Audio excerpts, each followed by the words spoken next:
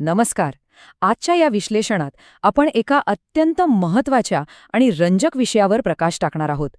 दुसऱ्या महायुद्धानंतर जगाच्या राजकारणात जे काही घडलं त्यातली सर्वात मोठी आणि नाट्यमय घटना कोणती असेल तर ती म्हणजे शीतयुद्धाचा शेवट. याच शीतयुद्धानंतर आपलं हे आजचं आधुनिक, एकमेकांशी जोडलेलं जग कसं तयार झालं आणि जागतिकीकरणाचा उदय कसा झाला हे आपण आज बघणार आहोत. चला तर मग आजच्या या विश्लेषणाची रूपरेषा थोडक्यात बघूया. 1.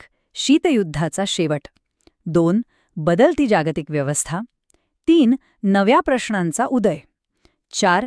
जागतिकीकरण म्हणजे नेमकं काय. आणि 5.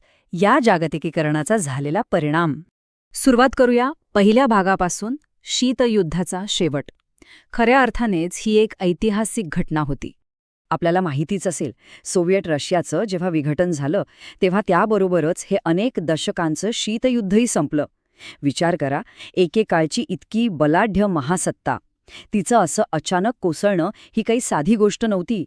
या एका घटनेने अनेक वर्षांचा तो भयानक लष्करी तणाव कायमचा संपवला. जागतिक राजकारणाला पूर्णपणे कलाटणी देणारा हा तो क्षण होता. आता सोव्हिएत युनियन तर संपलं, मग उरलं कोण तर अमेरिका. या नव्या परिस्थितीत जागतिक राजकारणात अमेरिका ही एकुलती एक महासत्ता म्हणून उरली. लष्करी आणि राजकीयदृष्ट्या जगाचे जे 2 गट पडले होते ना, ते आता पूर्णपणे संपुष्टात आले आणि संपूर्ण जगाचं लक्ष एकाच महासत्तेकडे केंद्रित झालं. यानंतर आपण येतोय दुसऱ्या भागाकडे, बदलती जागतिक व्यवस्था. आता जगाने युद्धाकडून आर्थिक सहकार्याकडे कशी वाटचाल केली ते पाहूया.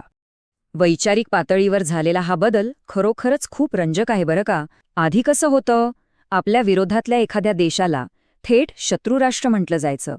पण आता या नव्या व्यवस्थेत हा शब्द मागे पडला आणि त्याची जागा घेतली स्पर्धक राष्ट्र ह्या संकल्पनेने.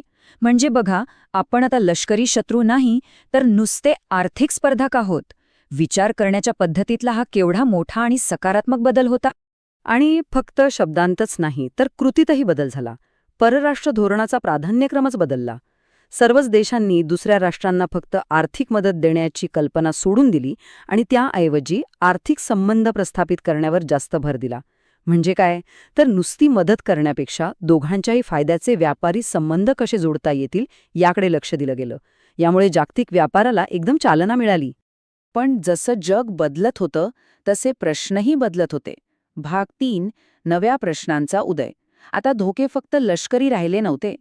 बघा, आता जगात काही नवीन आणि अत्यंत महत्त्वाच्या जागतिक जबाबदाऱ्या समोर उभ्या राहिल्या.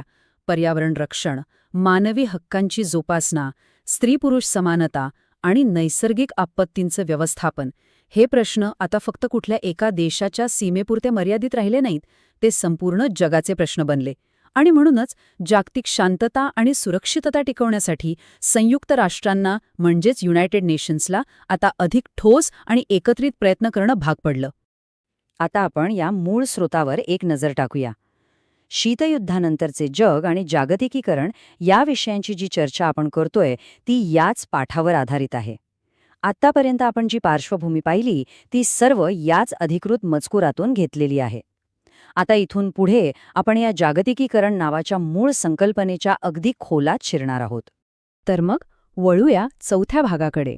जागतिकीकरण म्हणजे नेमकं काय, ही एक पूर्णपणे नवी जागतिक व्यवस्था कशी होती ते आपण समजून घेऊया. इथे एक अतिशय सोपा पण आपल्याला सखोल विचार करायला लावणारा प्रश्न उभा राहतो.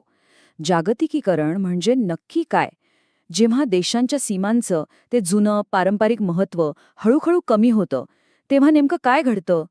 या एका प्रश्नाचं उत्तर शोधणं म्हणजेच आजचं हे आधुनिक जग खऱ्या अर्थाने समजून घेणं होय. मूळ स्रोतानुसार याची व्याख्या अगदी स्पष्ट आहे. जागतिकीकरण म्हणजे जगभर भांडवल, श्रम, बाजारपेठा आणि माहिती यांचा अगदी मुक्तपणे होणारा प्रवाह. आणि यासोबतच जगभरातील लोकांमध्ये विचार आणि कल्पनांची होणारी खुली देवाणघेवाण. सोप्या भाषेत सांगायचं तर शीतयुद्धानंतर व्यापार आणि आर्थिक संबंधांमध्ये आलेला हा एक अभूतपूर्व खुलेपणा आहे. पण हे सगळं एवढ्या वेगाने शक्य कसं झालं याचं मुख्य श्रेय जातं माहिती तंत्रज्ञानात झालेल्या क्रांतीला. या IT क्रांतीमुळे जगात कुठेही काहीही घडलं तरी ते सगळ्यांना एकाच वेळी आणि अगदी त्वरित कळू लागलं. माहिती तंत्रज्ञानाने या नव्या खुल्या जगाला जोडणाऱ्या एका नर्वस सिस्टमसारखं म्हणजेच मज्जासंस्थेसारखं काम केलं आणि माहितीचा प्रवाह प्रचंड वेगवान झाला. याचाच परिणाम असा झाला की देशांच्या भौतिक सीमांना आता पूर्वीसारखं महत्त्व राहिलंच नाही. व्यापार, लोक, नवनवीन तंत्रज्ञान किंवा कल्पनांचा प्रवाह या कशालाच आता ह्या सीमा अडथळा म्हणून रोखून धरू शकत नाहीत. हे सगळे बदल एकत्र आले आणि त्यांनी जागतिकीकरणाची ही भली मोठी प्रक्रिया खऱ्या अर्थाने प्रत्यक्षात आणली. आणि आता आपण पोचलो आहोत शेवटच्या 5व्या भागावर, जागतिकीकरणाचा प्रभाव. आता या नाण्याला खरंच 2 बाजू आहेत, त्या पाहूया. तटस्थपणे पाहिलं तर एका बाजूला जागतिकीकरणाचे फायदे आपल्याला स्पष्ट दिसतात. वेगवेगळ्या देशांच्या अर्थव्यवस्था एकमेकांशी जोडल्या गेल्याने जागतिक व्यापार प्रचंड वाढला. आर्थिक एकत्रीकरण झालं आणि बाजारपेठांमध्ये ग्राहकांसाठी वस्तूंची मुबलकता आली. पण दुसऱ्या बाजूला काही न सुटलेले गंभीर प्रश्न आजही तसेच उभे आहेत. सगळ्यात महत्त्वाचं म्हणजे गरीब आणि श्रीमंत राष्ट्रांमधली दरी यातून काही कमी झाली नाही. आर्थिक भरभराट नक्कीच झाली, पण ती सगळ्यांपर्यंत समान प्रमाणात पोहोचली नाही, हे वास्तवही या विश्लेषणातून अगदी स्पष्टपणे समोर येतं. आणि यातूनच आजचा सर्वात मोठा आणि आपल्याला विचार करायला लावणारा प्रश्न निर्माण होतो. व्यापाराने एकमेकांशी घट्ट जोडल्या गेलेल्या पण संपत्तीच्या आणि श्रीमंतीच्या बाबतीत मात्र आजही प्रचंड विभागल्या गेलेल्या या जगात प्रत्येक देश आपलं परराष्ट्र धोरण कसं ठरवतो? जागतिकीकरणाची ही गुंतागुंतीची वाटचाल भविष्यात कोणतं नववळण घेईल? याच एका मोठ्या प्रश्नासह आजचं हे विश्लेषण आपण इथेच थांबूया. या सादरीकरणातून या विषयाकडे बघण्याचा एक नवा आणि सखोल दृष्टिकोन नक्कीच मिळाला असेल.